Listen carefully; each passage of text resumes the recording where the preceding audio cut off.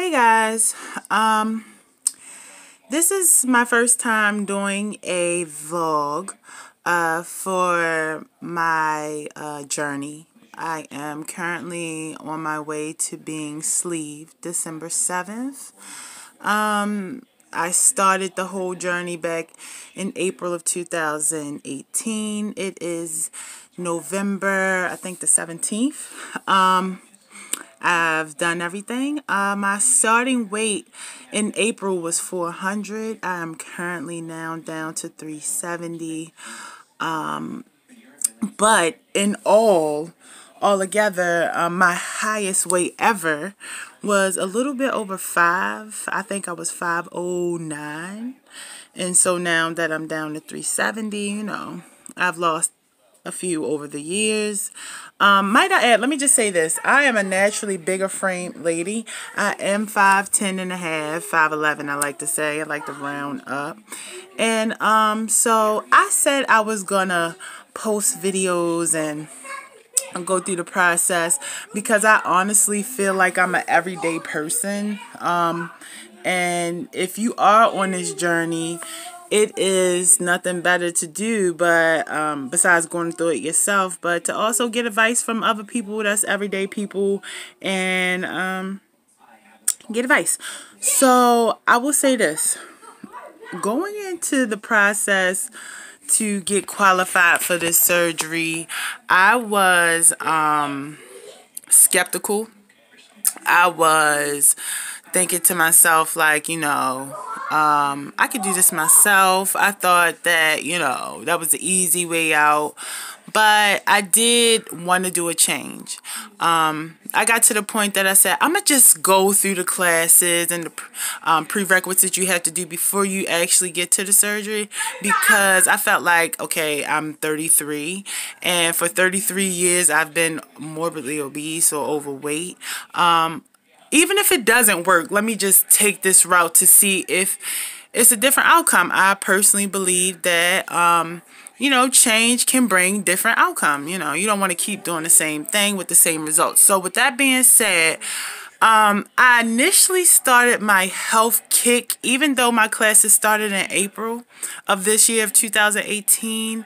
I started my health kick, I would say, of January of last year.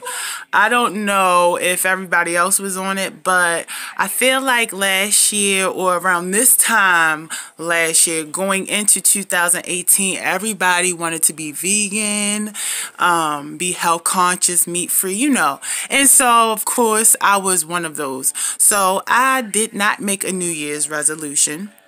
However, in January, I started doing looking at videos for fasting, looking at videos for just, life changes. And then I saw a documentary on Netflix that was pretty much talking about the benefits of being vegan or having a plant-based diet and things like that. And so I just wanted to take a try.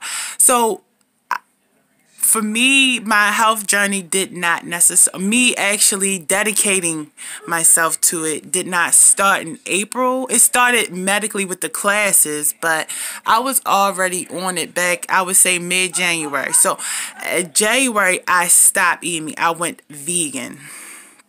I did that for about a month, and it was okay. It was cool, What I did notice when I did that is because a lot of people who aren't into health or don't look at it, and you just look at it for face value or what the media tells you and don't really investigate it yourself, you have different thought processes when it comes to vegan. Like a lot of people who aren't vegan or don't know much about it, because I'm an overweight person, when you tell somebody you don't eat meat, they automatically think you're supposed to be skinny. Like, people who don't eat meat are only skinny people.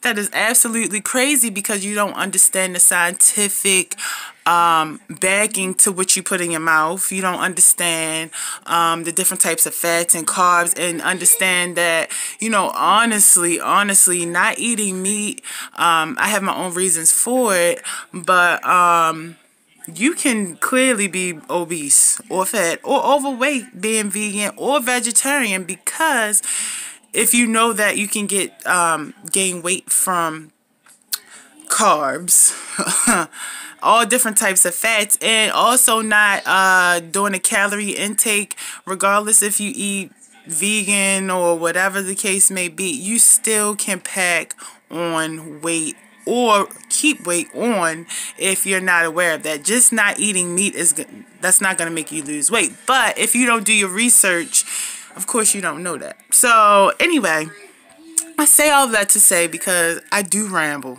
I ramble a lot. I'm sorry, you guys. Be patient with me. This is my first time. And not only that, I'm mumble jumble, because if you can't talk, I just woke up not too long ago. But anyway,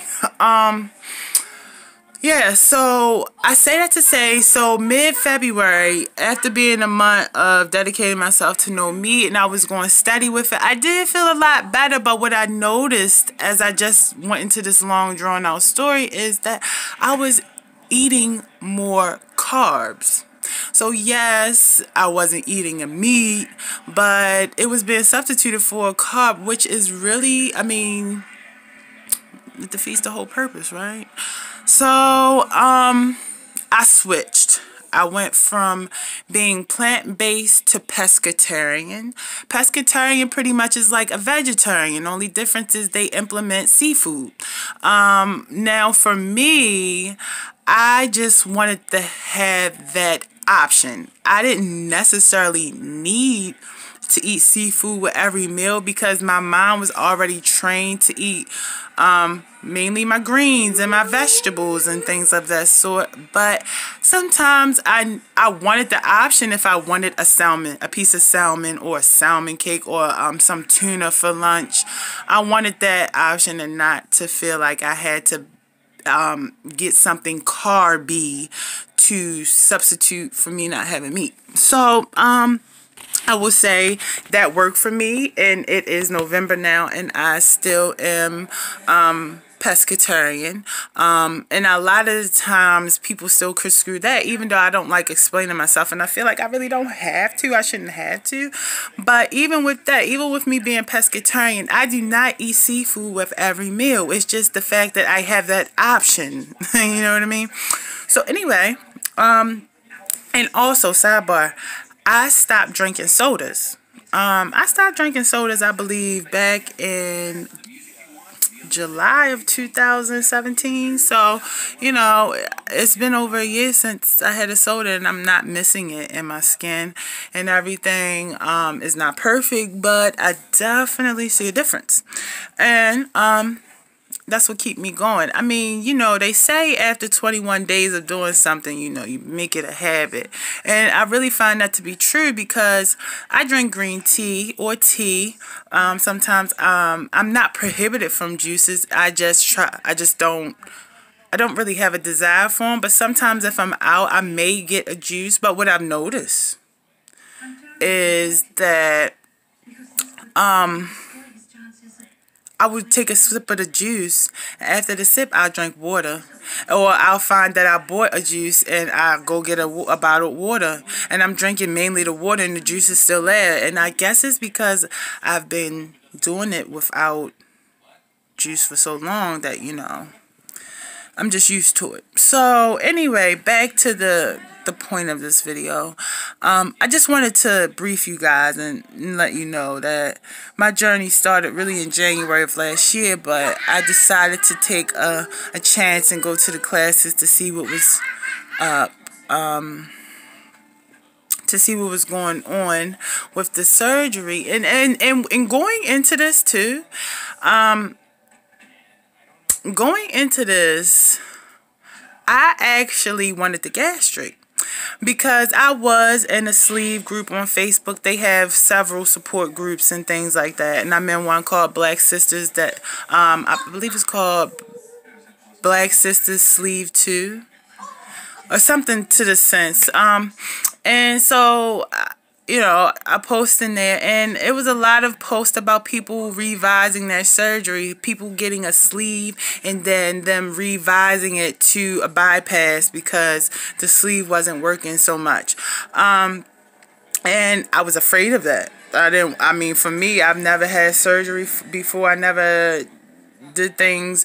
I never had surgery before. I mean, you know, having my son don't count. It was natural, but it doesn't count. And so for me, I just wanted to be a one and done thing. I didn't want no revising. But after actually going through this process and discipline myself now, what I know now is that regardless of what surgery you have, you can get the lap band, you can get the sleeve, you can get the gastric bypass, you can get the balloon, or whatever one. It all starts here, regardless of which procedure you get. It starts here. So you have to have both of them on the same page. You know what I mean? And with me knowing that, it changed some things. So long story short, on my last consultation, because again, in my mind, I was so gung-ho about the bypass itself. You know, it's rare that you find a morbidly obese healthy person, but here I am telling you that I'm 370. Yes, I am 5'11" or 5'10" and a half, or whatever you want to say, but I'm still 30 pounds away from 400. So regardless of my height, that's still a lot of weight. So here I say that to say I don't have diabetes. I'm not pre-diabetic. I don't have any medical or underlying medical issues due to me being overweight. As a matter of fact, I am, I won't say physically fit, but I worked, like all summer, I worked out 5 days a week. Even now, I take it's a nice walk from my job to, like, I'm just in commute all the time, pretty much. I don't have mobile issues, is what I'm saying. As a matter of fact, every morning, I work on the full floor in my job. I walk the flight of steps every morning, and I've trained myself to where I don't even get winded that much no more. So, I just say that to say, for me to be my weight, I don't have any health complications. And so the doctor knew that too, based on my vitals and doing everything. He said, you know, you're not pre-diabetic. Why are you getting the gastric bypass? You know, that's something that we cannot reverse if, you know, you slip up. You know, it's a one-time thing. And we're rerouting something. It's a choice that you can do if you want, but you don't need that. People who get gastric bypass as well, they do gain weight back just as if you were to get a sleeve. It's all in your mind, which I just said. It's a mental thing first. You have to tap into the mental first. All right. With that being said,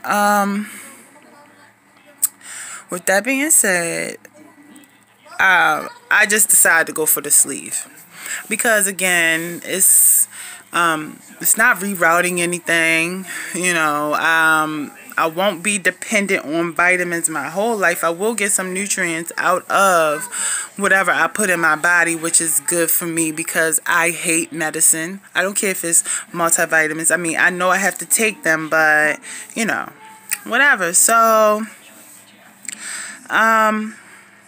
yeah. And here I am. So I'm just here now, and I'm waiting to be sleeved. And I'm going to be honest with you. I don't feel prepared. I don't feel prepared because I'm a single mom. Well, a co-parent, but I'm a single mom. You know, my son stays with me, and I have a full-time job, and the holidays is coming up. Christmas and my son's birthday, and my surgery is right in the middle. I am a little overwhelmed. I do not feel ready. And when I say I do not feel ready, I don't mean I do not feel ready in the sense of what I put in my mouth. I just feel like, you know, you need like support. I got support, but I don't know. I just feel unprepared. I don't know. I don't know how to explain this feeling I have. I mean, I've crossed all my T's and dotted all my I's up until this point, and at this point, I'm just trusting the process. But in my mind, in the back of my mind, I feel like, okay, wait, no. You know what I mean? Like, okay, I'm ready. No, wait, I'm not. I just feel, unprepared. I mean, I got my vitamins and I got my little drinks and everything for my liquid diet, which actually starts on November 23rd, a date after Thanksgiving, might I add. So, but, I'm just going with the flow and I'm trusting the process. And so I guess this was my intro. My little intro to my surgery, and I'm gonna be here. I'm a post because people need to see. People need to, everybody's mindset is different. No, I'm not losing weight because I mean we all want to be fit and healthy, but it's not because I have self-esteem issues. I'm sure my confidence is high now. Hello? But I'm feeling like, I'm sure, you might see a little difference, but for the most part, for me, I just want to live my best life, you heard? I want to do things I ain't never do, because I've been big all my life. I've been big all my life. I was the tallest in school, the biggest in school, you know what I mean? So I want to see it's change. I mean, change. Whether it's good or bad, always good, I'm hoping. But, I just want to see what happens when we steer off and make a left instead of a right,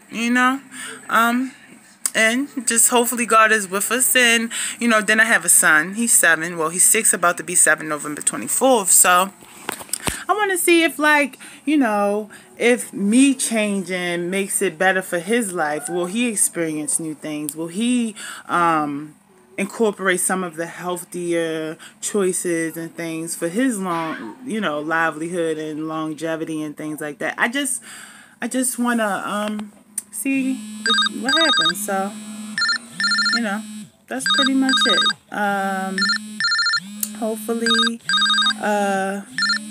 everything will turn out good. You guys stay tuned, and I will be posting more videos. If you have any questions or advice, please don't be rude, because I like the block. Please don't be rude, and